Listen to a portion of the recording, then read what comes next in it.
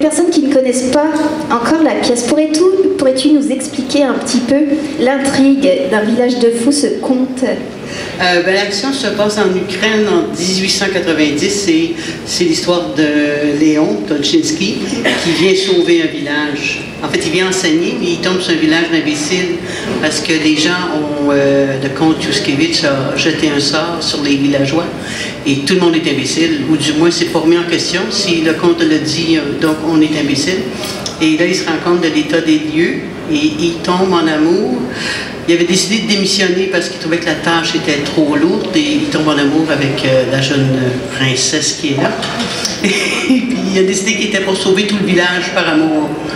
Et en gros, c'est ça. Mais il y a des embûches parce que le comte Yushkevitch n'a pas dit son dernier mot. Et ça, on va pas tout livrer. On ne dira pas tout. Mais c'est en même temps la remise en question, puis c'est aussi tous les villageois qui... dans le fond, c'est que tout le monde s'est fait dire qu'il était imbécile, puis à force de se le faire dire, on finit par le croire. Et c'est lui qui vient sauver tout le monde. C'est mon héros. Antoine Durand, oui.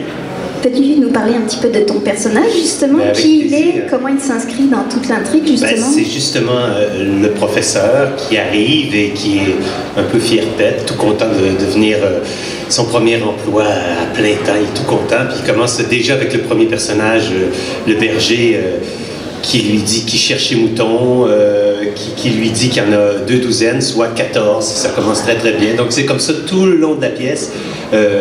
Ils font des erreurs de sens, ils sont tout mêlés.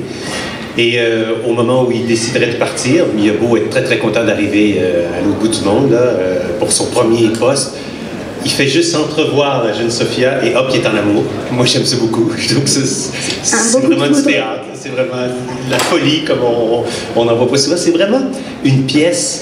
Tu sais, on dit ça au cinéma, un feel good cinéma. C'est vraiment ça, cette pièce-là. On sort là, ça n'a pas d'autre prétention.